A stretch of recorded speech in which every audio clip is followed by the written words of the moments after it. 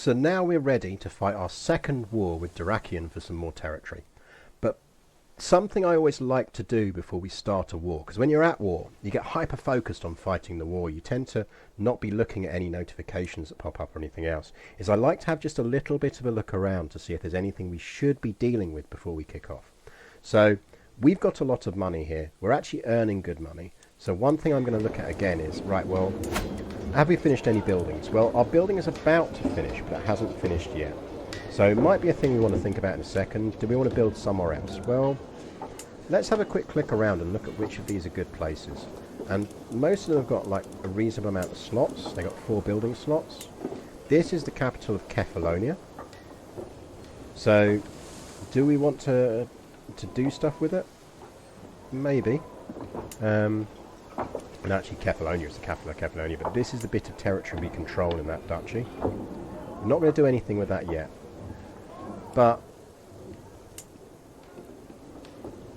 yeah, we're not going to build any more buildings for now. So we've just done a building check. Let's just do a quick check of our family to see if there's anything else we need to do in our family. Right.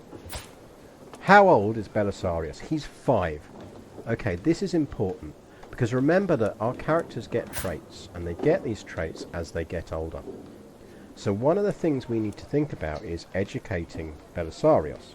Because whoever is his guardian, whoever looks after him, gets to a certain extent to shape which of these traits he gets. And remembering he's our heir, we want him to have good traits here, not bad ones. But also, we get to pick what path, in education terms, he goes down. So, we should probably be educating Belisarius. But there is a reason we personally are not going to educate him. And I'm just going to hold off on that. And that reason is because, if you remember, we proposed. We are betrothed to Theognosia Tyrannopoulos, who is 15. She was born on the 1st of January. So I'm going to let the game tick up to the 1st of January. And actually our high tents have finished. So let's actually, while we're doing that, have a quick look and see if there's anything else we want to build here. Remembering we're focusing this on levies, well actually we're going to go hunting grounds because it gives us some levies, but it gives us some other boosts as well. So we'll build them. It's good money, it's good price. 1st of January, up pops this notification. We can marry. It gives us a breakdown of what's going to happen. It's going to confirm our alliance with this chap. Our kids are going to be born into our own house because it's a patrilineal marriage and we're the man. These are the potential inheritable traits we're going to get out of it. Yes, please, we will marry. I gladly accept your marriage proposal. Excellent. It's very rare that they won't confirm a betrothal. So we are now married to Duchess Theognosia. Now, this is where we need to think carefully about educating our son. Because normally, I would say that you kind of want to educate your heir yourself. In, let's say, 70% of circumstances, you want to educate your heir yourself. Because you want to shape out these traits. You want to make sure that you're making the decision paths that mean they're going to get these traits. There is an exception to that. And that exception is related to this perk here. If you get a genius to educate your child, then there is a much higher chance that that child is going to get a really high ranking trait on whatever education path you set them down. So remembering that we're on a 3-star here with a fortune builder, that can go higher. You can get a better trait than that.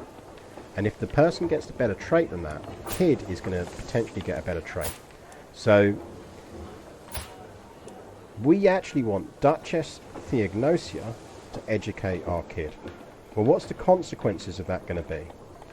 Well, if he becomes our ruler, he's probably going to get a better education trait because she's a genius when she's educating him. He might well inherit her other traits. Well, if we look at her other traits, they're not bad traits. Just gives a stewardship boost and a learning boost. Calm gives good stuff. It gives some diplomacy boosts and intrigue.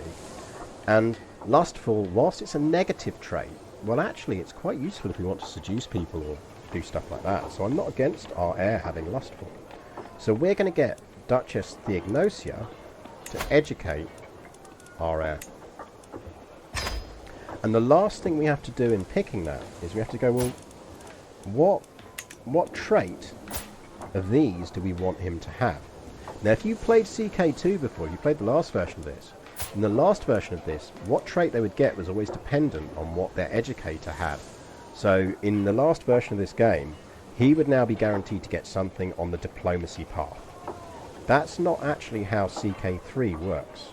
What matters, and remembering that he's our ward, is what education focus we pick on the character. Now, which education focus should we pick?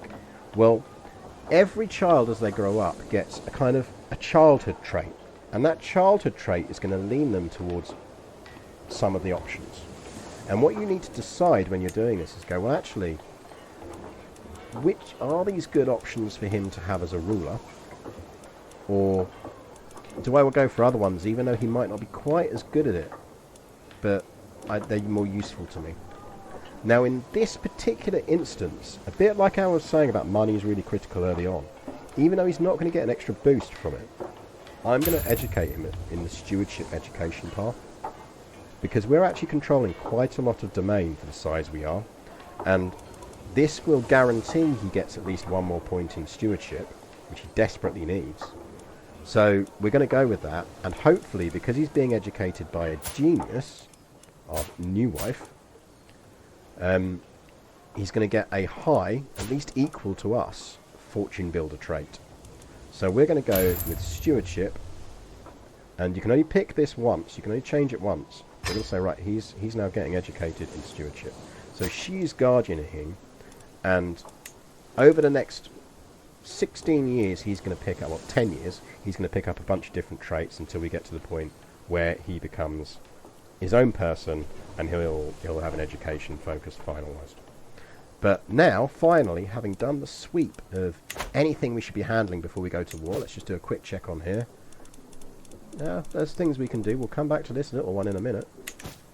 We're ready to go. So, honestly, promise you, I know I've been saying it for a while, the next video, we're going to fight another war.